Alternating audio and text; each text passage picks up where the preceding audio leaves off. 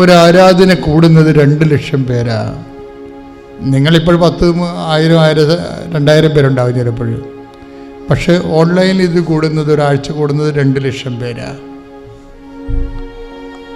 അപ്പോൾ ഉടമ്പടി ചെയ്തിരിക്കുന്ന അത്രയും ആൾക്കാരെ നമ്മളിപ്പോൾ ഓർക്കുകയാണ്. അവർ ഇന്നും ഈ ആഴ്ചകളുമായിട്ടൊക്കെ ഓരോ സ്ഥലങ്ങളിൽ പോകാനുള്ളവരാണ്.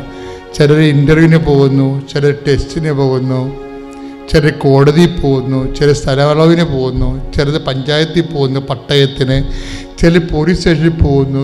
അങ്ങനെ വ്യത്യസ്തമായ മേഖലകളിൽ പോകുന്നുണ്ട്.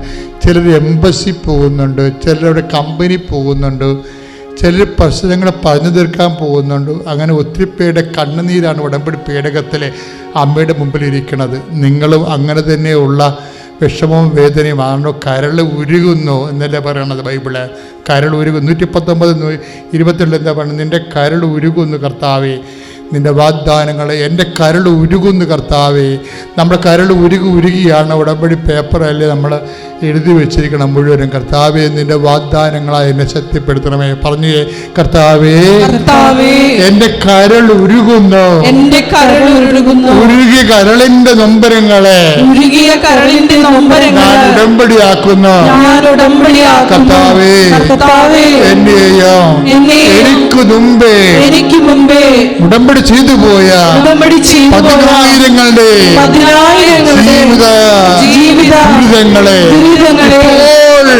പരിശുദ്ധ അമ്മയുടെ മധ്യസ്ഥത്തില് പരിശുദ്ധ കുർബാനയില് സമർപ്പിച്ചുകൊണ്ട് പ്രാർത്ഥിക്കുന്നു. ജീവിത ദുരിതങ്ങള്, സാമ്പത്തിക കടങ്ങള്, ജോലിയില്ലാത്ത അവസ്ഥകള്, പഠനത്തിന്റെ പ്രയാസങ്ങള്, പഠനത്തിന്റെ സ്ഥലങ്ങളിലേക്ക് എത്തിച്ചേരാനുള്ള തടസ്സങ്ങള്, നമ്മുടെ ജീവിതം മുഴുവൻ വിഷയങ്ങള് യേശുവിന്റെ മഹത്വത്തിനായി യേശുനാമത്തിൽ നിറവേറട്ടെ. ഞാനതിന്റെ സാക്ഷിയായി യേശുനാമത്തിൽ ഉയരട്ടെ, സൂക്ഷിക്കട്ടെ. മഹത്വം, ആരാധന. Hallelujah, hallelujah.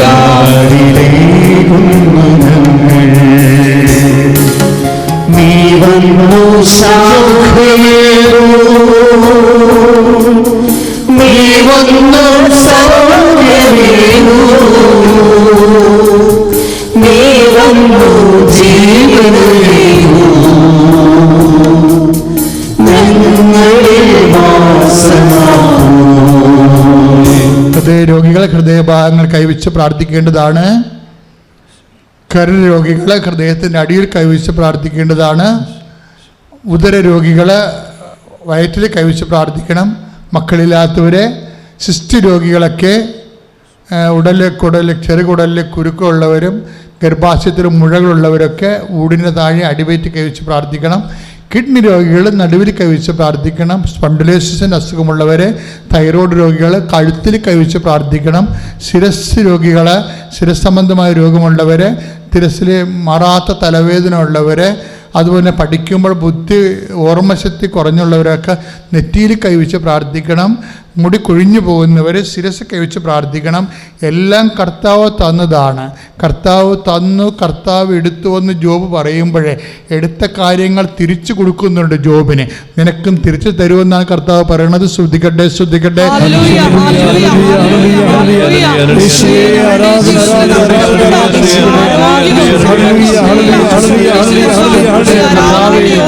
ഉന്നതമായ നാമത്തിന് സ്തോത്രം ചെയ്യുന്നു. വിശുദ്ധ പൗരോഹിത്യത്തെ മഹത്വപ്പെടുത്തണമേ. സഭയിലുള്ള സാന്നിധ്യം പ്രകടമാക്കണമേ. കർത്താവേ, കർത്താവേ, വാദരോഗികള് കർത്താവിന്റെ നാമത്തിൽ സൗഖ്യം പ്രാപിക്കട്ടെ.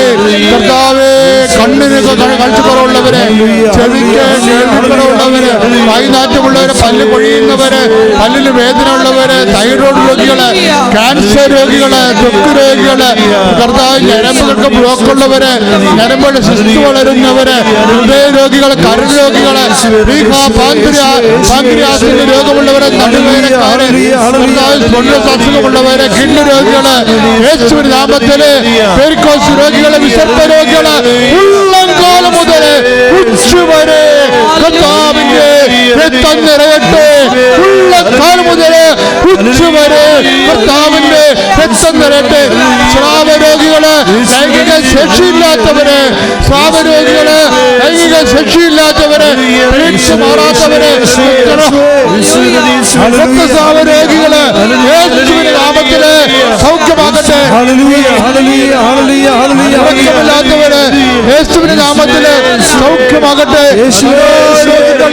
ഡിപ്രഷനുള്ളവര്, രോഗികള്, ശാസിക ബാധയുള്ളവര് യേശുവിന്റെ നാമത്തില് സൗഖ്യം പ്രാപിക്കട്ടെ.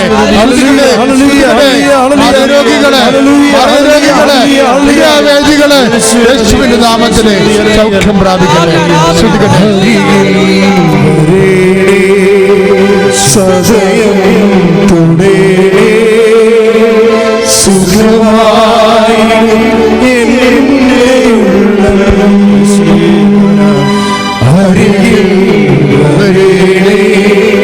സദയത്തോടെ സുഖമായി ഒരുമിച്ച് പാടുക. അരികിൽ നിന്ന് വരുമ്പോൾ സദയത്തോടെ സുഖമായി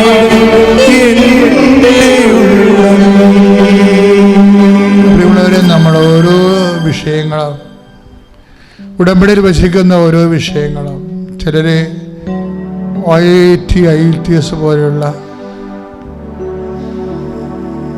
മത്സര പരീക്ഷകൾ, യോഗ്യതാ പരീക്ഷകൾ ചെയ്യാൻ പോകുന്നവരുണ്ട്. ചെയ്ത് റിസൾട്ട് വാങ്ങാൻ കാത്തിരിക്കുന്നവരുണ്ട്. +1 തൊട്ടുള്ള റിസൾട്ടുകൾ, പരീക്ഷകൾ എഴുതിക്കൊണ്ടിരിക്കുന്നവരുണ്ട്. എല്ലാവരെയും എല്ലാ തരത്തിലുള്ള പ്രൊഫഷണലും നോൺ പ്രൊഫഷണലുമായിട്ടുള്ള പരീക്ഷകൾ, MD പരീക്ഷകൾ കഴിഞ്ഞു. എൻട്രൻസ് പരീക്ഷ കഴിഞ്ഞവരുണ്ട്. റിസൾട്ട് പ്രതീക്ഷിക്കുന്നവർ. അവിടെ കഴിവ് കൊണ്ടല്ല, കർത്താവിൻ്റെ കൃപ കൊണ്ട് അവർക്ക് അഡ്മിഷൻ കിട്ടണം. Hallelujah, hallelujah, hallelujah, hallelujah.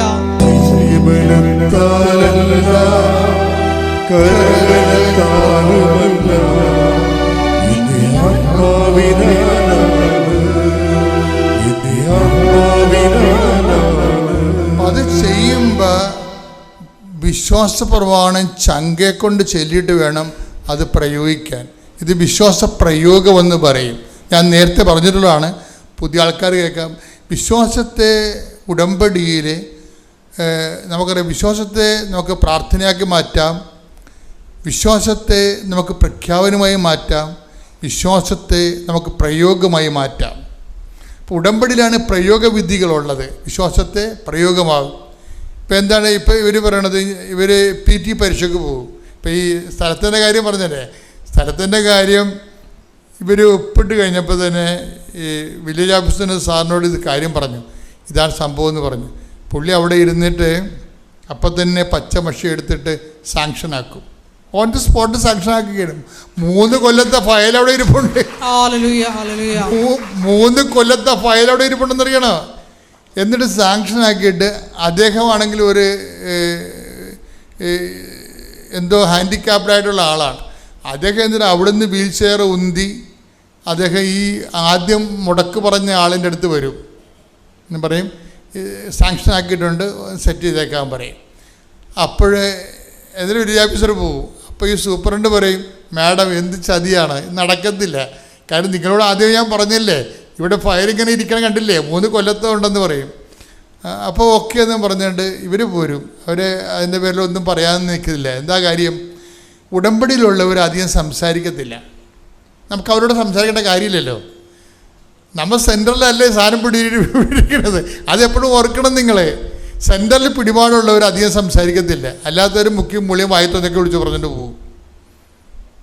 നിങ്ങൾക്ക് മനുഷ്യൻ്റെ വിഷമം അറിയാൻ പറ്റില്ല, കഷ്ടം, ഞാൻ എത്ര പ്രാവശ്യം നടക്കണം, ഞാൻ ഒരൊറ്റ പെണ്ണല്ലേ, ഇങ്ങനെ ഈ മനുഷ്യന്മാർ വായത്തൊന്നൊക്കെ വിളിച്ച് പറയുമല്ലോ. അങ്ങനെയൊന്നും വിളിച്ചുകൊണ്ട കാര്യമില്ല. ഉടമ്പടിക്കാർ ഉടമ്പടിയിൽ ഇരിക്കുന്നത് നമുക്ക് തന്നെ തോന്നുന്നത് നമ്മൾ ഉടമ്പടിയിലാണെന്ന്.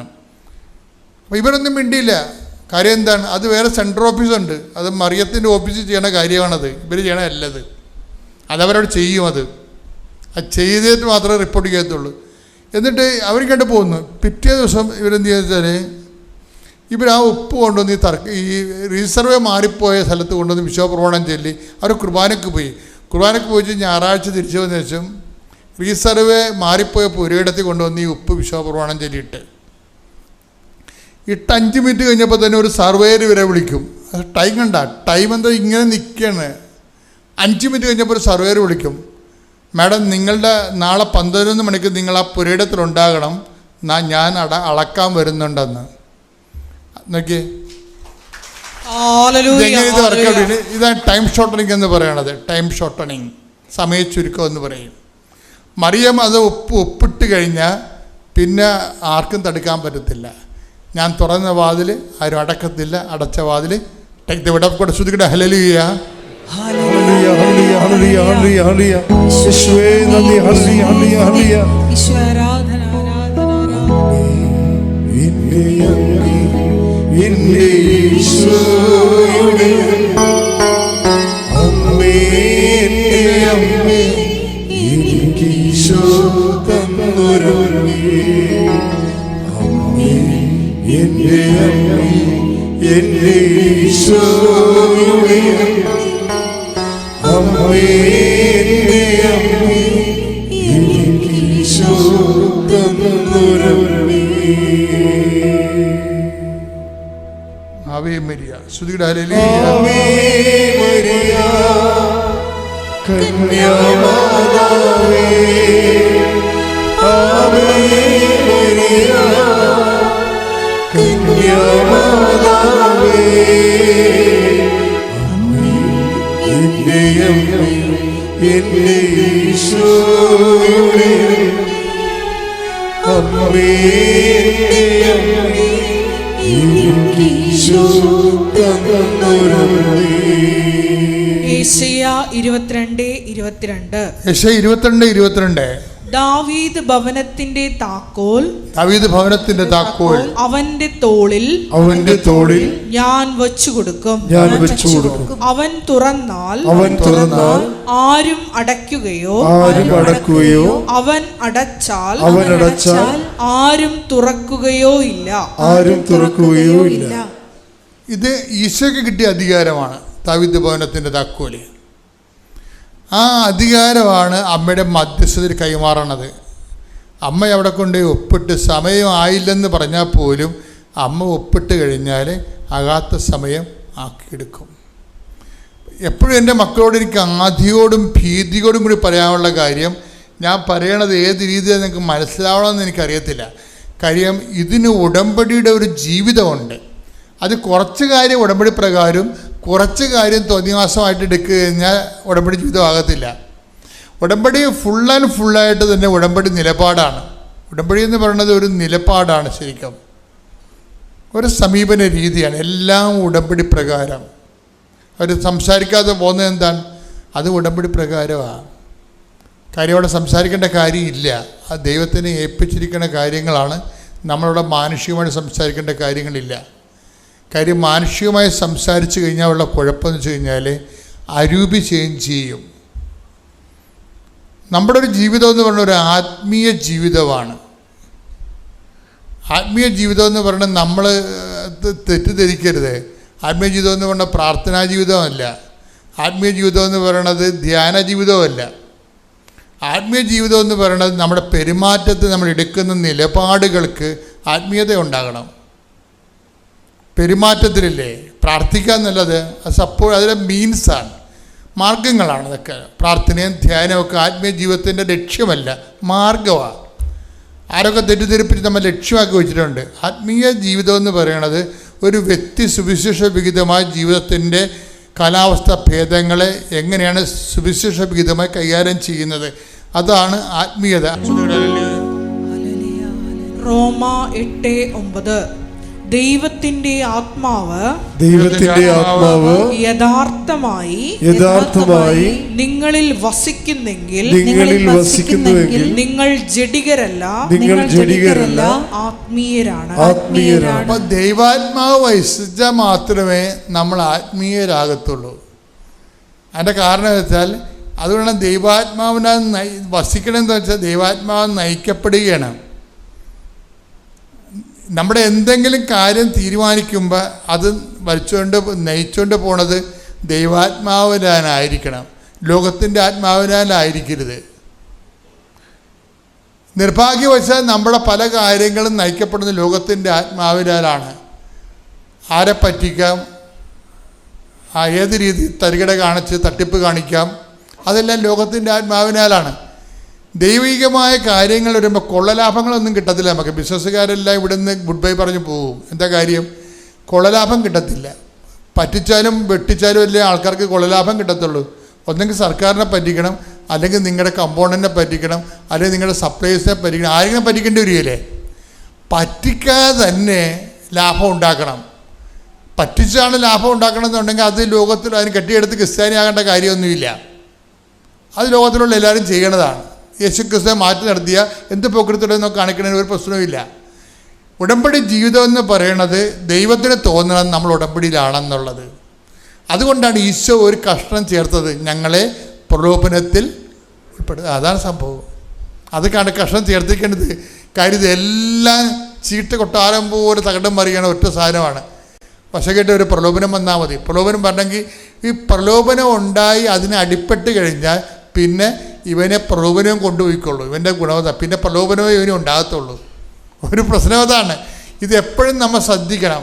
ഒരുത്തൻ പ്രലോഭനത്തിൽ വീഴുന്നവനാണെങ്കിൽ സാമ്പത്തികമാകാം, അധികാരമാകാം, അല്ലെങ്കിൽ വേറെ എന്തെങ്കിലും ആകാം. വീഴുന്നവരാണെങ്കിൽ വീണുകൊണ്ടേയിരിക്കും. വീഴാത്തവരാണെങ്കിൽ വീഴത്തില്ല. എന്താണ്? പ്രലോഭനം വഴിമാറിപ്പോകും. അത് വ്യക്തിയാണ് തീരുമാനിക്കണത്. അതിനിപ്പം നമ്മൾ ഇപ്പോൾ ചിലർ ധ്യാനം നടത്തില്ലേ, ചില പറയണേ ഇപ്പോൾ യോഗയൊക്കെ നടത്തിയാൽ നമുക്ക് മനസ്സിന് സമനില കിട്ടും. ഓക്കെ, അത് ഇല്ലെന്ന് ഞാനൊന്നും പറയണില്ല. പക്ഷെ ബൈബിൾ എന്താ അതിനെക്കുറിച്ച് പറയണത്? അങ്ങനെയുള്ള സമനിലയെ ആത്മീയതയായിട്ട് തെറ്റിദ്ധരിക്കുന്നതാണ് പറയണത്. അപ്പം ജൂൺ മാസം 6-ാം തീയതി എൻ്റെ ജന്മദിനത്തിൻ്റെ അന്ന് എൻ്റെ ഹസ്ബൻഡിന് ഇറ്റലിയിൽ ഒരു അപ്പോയിൻമെൻ്റ് ഉണ്ടായിരുന്നു. അപ്പം ഞാൻ രാവിലെ വിശുദ്ധ കുർബാനയിൽ പങ്കെടുത്ത് ഞാൻ കണ്ണുനീരോടുകൂടി പ്രാർത്ഥിച്ചു. അപ്പോൾ അച്ഛൻ എപ്പോഴും പറയും, നിങ്ങളുടെ കണ്ണുനീരോടുകൂടിയുള്ള പ്രാർത്ഥനയ്ക്ക് ഒരുപാട് ശക്തിയുണ്ടെന്ന്. അപ്പം ഞാൻ പറഞ്ഞു, അമ്മേ, ഇതുവരെ ഞാൻ എൻ്റെ ഒരു ജന്മദിനത്തിന് അമ്മയോട് ഞാനൊരു സമ്മാനമായിട്ടോ ഒന്നും ഞാൻ ചോദിച്ചിട്ടില്ല. ഞാൻ ഈ ജന്മദിനത്തിന് ഞാൻ ചോദിക്കുകയാണ്, എൻ്റെ ഹസ്ബൻഡിൻ്റെ ഡോക്യുമെൻറ്റ്സുകൾ റെഡിയാക്കി തരണേന്ന് ഞാൻ പ്രാർത്ഥിച്ചു. അന്ന് തന്നെ എൻ്റെ ഹസ്ബൻഡിന് ഇറ്റാലിയൻ ഡോക്യുമെൻറ്റ്സുകൾ റെഡിയായി കിട്ടി. അതിന് പരിശുദ്ധ അമ്മയ്ക്ക് 1000 നന്ദി പറയുന്നു. അതുപോലെ തന്നെ ഞാൻ പറഞ്ഞു, ഞാൻ നേഴ്സാണ്. ഞാൻ 2007 നേഴ്സിംഗ് പഠിച്ചത്. അതിന് മുന്നായിട്ട് ഞാൻ സ്പോർട്സിലൊക്കെ വളരെ ആക്റ്റീവായിരുന്നു. നാഷണൽ ലെവലിലൊക്കെ എനിക്ക് ഒത്തിരി പ്രൈസുകളൊക്കെ കിട്ടിയിട്ടുണ്ട്. അതിനുശേഷം ഞാൻ TTC പഠിച്ചു. അപ്പോൾ എൻ്റെ കൂടെ സ്പോർട്സിനുണ്ടായിരുന്ന എല്ലാ ഫ്രണ്ട്സും തന്നെ റെയിൽവേയിലൊക്കെ നല്ല ഉദ്യോഗസ്ഥരാണ്. TTC കഴിഞ്ഞ് എൻ്റെ ഫ്രണ്ട്സ് എല്ലാവരും ടീച്ചറായിട്ട് വർക്ക് ചെയ്യുന്നു. അപ്പോൾ എനിക്കൊരാഗ്രഹം തോന്നി, TC പഠിച്ചുകൊണ്ടിരിക്കുമ്പോൾ തന്നെ നേഴ്സിങ്ങിന് പോകണമെന്ന്. അങ്ങനെയാണ് ഞാൻ നേഴ്സിങ്ങിന് പോകുന്നത്. അപ്പോൾ നേഴ്സിംഗ് കഴിഞ്ഞ് ഞാൻ 2007 പാസ് ഔട്ടായി. ഞാൻ 2 പ്രാവശ്യം IELTS എഴുതി. ഞങ്ങൾ കാനഡയ്ക്കുള്ള മൈഗ്രേഷൻ 2013 സ്റ്റാർട്ട് ചെയ്തു. അപ്പോൾ അന്ന് തൊട്ട് ജോലിക്കുള്ള അന്വേഷണങ്ങളാണ്. അപ്പോൾ നമ്മൾ ഈ ഒരു പ്രോസസ്സിങ്ങിലാണ്. എല്ലാവരും ചോദിക്കും, ഇതുവരെ ജോലിയൊന്നും ആയില്ലേ. ചിലർ ചോദിക്കും, ടീച്ചറാണോ? എനിക്ക് ആരോടും ഒരു മറുപടി പറയാൻ പറ്റാത്ത ഒരവസ്ഥയിൽ ഞാൻ വളരെയധികം വിഷമിക്കുകയായിരുന്നു. അപ്പം ഞാനിങ്ങനെ മാതാവിനോട് നിരന്തരം പ്രാർത്ഥിച്ചുകൊണ്ടിരുന്നു. അതിനിടയ്ക്കാണ് എൻ്റെ കസിൻ പറഞ്ഞു, ഇങ്ങനെ ജർമ്മനിയിൽ ഒരുപാട് നഴ്സുമാർക്ക് ജോലി സാധ്യതയുണ്ടെന്നൊക്കെ പറഞ്ഞു. എന്തായാലും ജർമ്മൻ പഠിക്കാനായിട്ട് തീരുമാനിച്ചു. അങ്ങനെ ഞാൻ ജർമ്മൻ B1 വരെ പഠിച്ചു. B2 പഠിച്ചുകൊണ്ടിരുന്നിട്ട് അത് ക്ലിയർ ചെയ്യാനായിട്ട് എനിക്ക് സാധിക്കാതെ വന്നു. അപ്പം ഞാനിങ്ങനെ ഇവിടെ ഉടമ്പടിയിൽ എൻ്റെ ഒരു നിയോഗമായിരുന്നു എൻ്റെ ജോലി ഒന്ന് റെഡിയാകുക എന്നുള്ളത്. അപ്പം ഞാനിങ്ങനെ ഒരു ദിവസം ഫോണിൽ നോക്കി, ഇങ്ങനെ ചുമ്മാ ഫേസ്ബുക്ക് നോക്കിയിരിക്കുന്ന സമയത്ത് ഞാനിങ്ങനെ ഒരു പരസ്യം കാണുവാണ്, ജർമ്മനിയിൽ നഴ്സുമാരെ ആവശ്യമുണ്ടെന്ന് ജർമ്മനിയിലുള്ള ഒരു ഏജൻസി തന്നെ പറയുകയാണ്. അപ്പം ഞാൻ പറഞ്ഞു, എനിക്ക് താല്പര്യമുണ്ടെന്ന് ഞാൻ അവർക്ക് മെസ്സേജ് അയച്ചു. അന്ന് തന്നെ അവർ ഇൻ്റർവ്യൂ നടത്തി. അവർ വളരെ സംതൃപ്തിയായിരുന്നു. അപ്പോൾ ജർമ്മൻ ഭാഷ സംസാരിക്കാൻ എനിക്ക് നന്നായിട്ട് സാധിക്കുന്നുണ്ട്. ഞാൻ B2 പാസ്സായില്ലെങ്കിലും നന്നായിട്ട് ജർമ്മൻ സംസാരിക്കാൻ ഒരു കഴിവ് ദൈവം എനിക്ക് തന്നിരുന്നു. അപ്പം അന്ന് മുതൽ അതിൻ്റെ പ്രോസസ്സിങ്ങും ഉണ്ട്. ഞാൻ ആദ്യം പറഞ്ഞ പോലെ തന്നെ കാനഡയുടെ പ്രോസസ്സിങ്ങും ഉണ്ട്. എനിക്ക് ഓരോ പരീക്ഷ വരുന്ന സമയത്തും ഞാൻ ജർമ്മൻ്റെ പരീക്ഷ എഴുതിയിട്ട് വരുന്ന ദിവസങ്ങളിൽ എനിക്ക് കാനഡയുടെ എന്തെങ്കിലും ഡോക്യുമെൻസുകൾ വരും. ആകെപ്പാടെ എന്ത് ഒരു തീരുമാനം എടുക്കണമെന്ന് പറ്റാത്തൊരവസ്ഥയിൽ വിഷമിക്കുകയായിരുന്നു. എന്തായാലും ഞാൻ ഹസ്ബൻഡുമായിട്ട് സംസാരിച്ചു. ഹസ്ബൻഡ് പറഞ്ഞു എന്തായാലും ജർമ്മനിക്ക് തന്നെ പോകാമെന്നൊരു തീരുമാനം ഞങ്ങൾ എടുത്തു. അപ്പോൾ ഞാൻ ഇന്നും വിശ്വസിക്കുന്നു അമ്മ മാതാവാണ് എനിക്ക് ഈ ഒരു അവസരം ഒരുക്കി തന്നതെന്ന് ഞാൻ ഇന്നും വിശ്വസിക്കുന്നു. അങ്ങനെ എന്തായാലും അവർ ജർമ്മനിയിൽ നിന്ന് ഞങ്ങൾക്ക് ക്ലാസ് അറേഞ്ച് ചെയ്ത് തന്നു. അത് ഫ്രീ ആയിട്ടാണ്. ഞാൻ ഇവിടുന്ന് ഇൻ്റർവ്യൂ, അതായത് ഒരു ഡിസംബർ മാസത്തിലാണ് ഞാൻ ആദ്യമായിട്ട് ഇൻ്റർവ്യൂ അറ്റൻഡ് ചെയ്തത്. 2020 ഡിസംബറിലാണ് ഇൻ്റർവ്യൂ അറ്റൻഡ് ചെയ്യുന്നത്. അതിനുശേഷം അവർ ക്ലാസ് അറേഞ്ച് ചെയ്ത് തന്നു. അപ്പം എനിക്ക് ഇവിടുന്ന് തന്നെ നമ്മുടെ നാട്ടിൽ നിന്ന് തന്നെ ഫ്രണ്ട്സിനെയൊക്കെ കിട്ടി. വളരെ സന്തോഷത്തോടെ ക്ലാസ്സൊക്കെ പോവുകയാണ്. അപ്പോഴാണ് കോവിഡിൻ്റെ ഭയങ്കര ഇഷ്യൂ വന്നു. പോകാനായിട്ട് ഡിലേ ആയി. അവിടെ പേപ്പർ വർക്കുകൾ നടക്കുന്നില്ല. ഇവിടെ നിന്ന് നമുക്ക് പേപ്പർ വർക്കുകൾ ക്ലിയർ ആക്കാൻ പറ്റുന്നില്ല. അപ്പം ഞങ്ങളെല്ലാവരും വളരെ പ്രാർത്ഥിച്ചു. അപ്പം ഞങ്ങൾക്കൊരു വാട്സപ്പ് ഗ്രൂപ്പുണ്ട്. അപ്പം അതിനകത്ത് ഞാനിങ്ങനെ നമ്മുടെ കൃപാസനത്തിലെ സാക്ഷ്യങ്ങളൊക്കെ ഷെയർ ചെയ്ത് കൊടുത്ത് എല്ലാവരോടും പറയും നിങ്ങളെല്ലാവരും പ്രാർത്ഥിക്കും, നമുക്ക് പ്രാർത്ഥിക്കും, ഇങ്ങനെ കൃപാസന മാതാവ് നമ്മളെ അനുഗ്രഹിക്കുമെന്ന് പറഞ്ഞു. അപ്പം ഞങ്ങൾ പോകാനായിട്ട് ഒത്തിരി ഡിലേ ആവുകയാണ്. ആ സമയത്ത് നമ്മൾ ജർമ്മനി ജോലി ചെയ്യുന്നില്ലെങ്കിൽ തന്നെ മാസം ഒരു ചെറിയ തുക അവർ നമുക്ക് ഇങ്ങോട്ട് നമ്മുടെ അക്കൗണ്ടിലേക്ക് അയച്ചു തന്നുകൊണ്ട് ഞങ്ങൾ 2022 ജനുവരി മാസം 19-ാം തീയതി ഞങ്ങൾ 6 മക്കൾ ഇവിടുന്ന് ജർമ്മനിക്ക് പോയി. ജർമ്മനിക്ക് പോയി എന്ന് പറഞ്ഞാൽ ഫ്ലൈറ്റ് ടിക്കറ്റ് സഹിതം അവരാണ് നമുക്ക് റെഡിയാക്കി തന്നത്. ജോലിയും എല്ലാം റെഡിയാക്കി തന്നു. അപ്പം അച്ഛൻ പറഞ്ഞ പോലെ കണ്ണുനീരോടെയുള്ള പ്രാർത്ഥനയുടെ ഒരു അനുഗ്രഹമായിരുന്നു അത്. അവിടെ ചെന്ന് കഴിഞ്ഞിട്ട് 19-ാം തീയതി പോയി, 20-ാം തീയതി അവിടെ എത്തി. 21-ാം തീയതി മുതൽ ജോലിയിൽ കയറാനുള്ള ഒരു വലിയ കൃപ നൽകി അനുഗ്രഹിച്ചു. ജോലി സ്ഥലത്താണേലും നന്നായിട്ട് ഭാഷ സംസാരിക്കുന്നത് കൊണ്ട് അവർക്ക് ഭയങ്കര താല്പര്യമുണ്ട് നമ്മളോട്. വളരെ നന്നായിട്ട് ജോലി ചെയ്യാൻ പറ്റി. അങ്ങനെ ഇരിക്കെ എനിക്ക് ജൂലൈ 7-ാം തീയതി വരെയാണ്, അതായത് 2022 ജൂലൈ 7 വരെ എനിക്ക് വിസ ഉണ്ടായിരുന്നുള്ളൂ. മാർച്ച് മാസത്തിൽ എനിക്ക് വിസ പുതുക്കാനായിട്ടുള്ള അപ്പോയിൻമെൻറ്റ് കിട്ടി. അപ്പം ഞങ്ങളിൽ 3 പേർക്ക് 7 മാസത്തെ വിസയും 2 പേർക്ക് 1 വർഷത്തെ വിസയാണ്. അപ്പോൾ എൻ്റെ 2 ഫ്രണ്ട്സ് വിസ പുതുക്കാൻ പോയി. ആ സമയത്ത് എനിക്ക് കോവിഡ് കാരണം എനിക്ക് പോകാനായിട്ട് പറ്റിയില്ല. അപ്പം മെയ് മാസം 2-ാം തീയതി വീണ്ടും ഞാനൊരു അപ്പോയിൻമെൻ്റ് എടുത്തു. അന്ന് പോയി വിസ പുതുക്കാനായിട്ട് കൊടുത്തു. അപ്പം ആ വിസ പുതുക്കാനായിട്ട് കൊടുത്ത് എനിക്ക് മറുപടി ഒന്നും വരുന്നില്ല.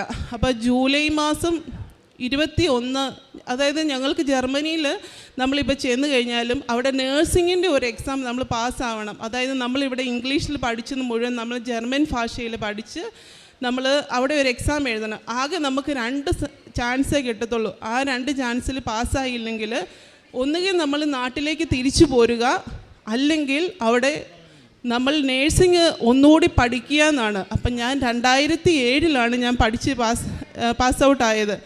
അപ്പം ഞാൻ എപ്പോഴും മാതാവിനോട് പ്രാർത്ഥിക്കും. ഞാൻ ഇവിടുന്ന് പോകുന്ന സമയത്ത് എൻ്റെ ഒരു ഫ്രണ്ട്, ഒരു ആൻറ്റിയുടെ കയ്യിൽ, എനിക്ക് കോവിഡ് കാരണം കൃപാസനത്തിൽ വരാൻ പറ്റിയില്ല. അതുവരെ ഞാൻ എല്ലാ മാസവും മുടങ്ങാതെ വരുന്നതായിരുന്നു. അപ്പോൾ ആൻറ്റിയുടെ കയ്യിൽ നിന്ന് ഞാൻ മാതാവിൻ്റെ ഒരു രൂപം വാങ്ങിക്കൊണ്ട് പോയി. അപ്പോൾ അതുമായിട്ടാണ് ഞാൻ പോയത്. അപ്പോൾ എൻ്റെ റൂമിൽ ഞാനതിങ്ങനെ അലങ്കരിച്ച് വെച്ചിട്ടുണ്ട്. അപ്പം ഞാൻ മാതാവിനോട് പറഞ്ഞു, അമ്മേ എൻ്റെ വിസ പുതുക്കി കിട്ടുന്നില്ല, ഞാൻ നിന്നെയും കൊണ്ടാണ് ഇവിടെ വന്നിരിക്കുന്നത്, നമ്മൾ രണ്ടും കൂടി ഇവിടുന്ന് നാണം കെട്ട് തിരിച്ചു പോകാൻ നീ അനുവദിക്കരുതെന്ന് ഞാൻ പ്രാർത്ഥിച്ചു. അപ്പോൾ യൂട്യൂബിൽ നമ്മുടെ ബഹുമാനപ്പെട്ട ജോസഫ് അച്ഛൻ്റെ 2 ടോക്കുണ്ട്. നിൻ്റെ നിർണായക തീയതികളെ ദൈവം അനുഗ്രഹിക്കും, അതുപോലെ തന്നെ ഏത് പ്രതിസന്ധികളിൽ ഇരിക്കുന്നവർക്കും പ്രാർത്ഥിക്കാം എന്ന് പറയുന്ന 2 ടോക്കുണ്ട്. അപ്പം ഞാൻ ദിവസവും 2-3 പ്രാവശ്യം ഈ യൂട്യൂബിൽ 14 മിനിറ്റും 10 മിനിറ്റാന്ന് തോന്നുന്നു ആ പ്രാർത്ഥന എടുത്ത് ഞാൻ കണ്ണുനീരോടുകൂടി പ്രാർത്ഥിക്കും, ദൈവമേ വിസ പുതുക്കി കിട്ടണേ. അതായത് ജൂലൈ മാസം 21 ഞങ്ങളുടെ കോഴ്സ് തീരേണ്ടതാണ്. അപ്പം അതിന് മുന്നായിട്ട് ഞാൻ ഈ പരീക്ഷ പാസ്സായില്ല എന്നുണ്ടെങ്കിൽ എനിക്ക് ജോലി ചെയ്യാൻ പറ്റത്തില്ല, എനിക്ക് വിസ പുതുക്കി കിട്ടുന്നില്ലല്ലോ. അപ്പം ഞാൻ ഇങ്ങനെ പ്രാർത്ഥിച്ചുകൊണ്ടിരുന്നു, അമ്മേ നാണം കെടാനായിട്ട് അനുവദിക്കരുത്. അപ്പം ഞാൻ എൻ്റെ ഹസ്ബൻഡിനോടും എൻ്റെ ചേച്ചിയോടും മാത്രം പറഞ്ഞു, എൻ്റെ ജോലി നഷ്ടപ്പെടുന്ന ഒരവസ്ഥയാണ്, ഞാൻ തിരിച്ചു വരുമോ എന്നറിയില്ല. അപ്പം എൻ്റെ ഹസ്ബൻഡ് പറഞ്ഞു, നീ ആരോടും പറയണ്ട, നീ വിഷമിക്കണ്ട, നമുക്ക് പ്രാർത്ഥിക്കാം. ഇനി എന്തെങ്കിലും കാരണത്താൽ എന്തെങ്കിലും ഒരു വിഷയമെങ്കിൽ നീ എൻ്റെ കൂടെ ഇറ്റലിക്ക് പോന്നാൽ മതി. അപ്പം എൻ്റെ ഹസ്ബൻഡ് ഇറ്റലിയിലാണ് ജോലി ചെയ്യുന്നത്. അപ്പം ഞാൻ പറഞ്ഞിട്ട് പോരുവാ എന്ന് പറഞ്ഞാൽ മതി എന്ന് പറഞ്ഞ് എന്നെ എപ്പോഴും ആശ്വസിപ്പിച്ചു. ഞാൻ പറഞ്ഞു, അമ്മേ ഞാൻ ഒരുപാട് ആഗ്രഹിച്ച്, ഞാൻ ഒരുപാട് കഷ്ടപ്പെട്ടു. അപ്പോൾ ജർമ്മൻ ഭാഷ പഠിക്കുന്ന മക്കൾക്കറിയാം, ആ ഭാഷ പഠിച്ചെടുക്കണമെങ്കിൽ നമുക്ക് ഒരുപാട് കഷ്ടപ്പാടുണ്ടെന്നുള്ളത്. അപ്പോൾ ഞാനിങ്ങനെ പ്രാർത്ഥിച്ചു. എന്തായാലും അമ്മ അവിടെ അത്ഭുതം പ്രവർത്തിച്ചു. എന്നെ നാണം കെടുത്താൻ അമ്മ അനുവദിച്ചില്ല.